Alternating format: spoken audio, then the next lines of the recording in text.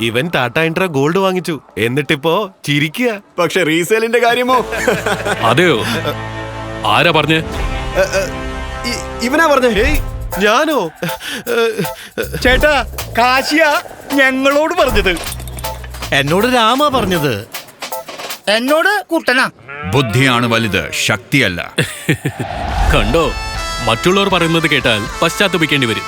അതുകൊണ്ട് ഇൻട്രാ യൂസേഴ്സിന്റെ കേൾക്കൂ. ടാറ്റ ഇൻട്രാ ഗോൾഡ് തിരഞ്ഞെടുക്കൂ. മറ്റുള്ള പിക്കപ്പിനേക്കാൾ ഇതിന്റെ മൈലേജ് വളരെ കൂടുതലാ. അതായത് നേട്ടം എല്ലാ ദിവസവും, എല്ലാ മാസവും. അതായത് ഇരട്ടി നേട്ടമോ? മൈലേജിലും റീസെയിലും.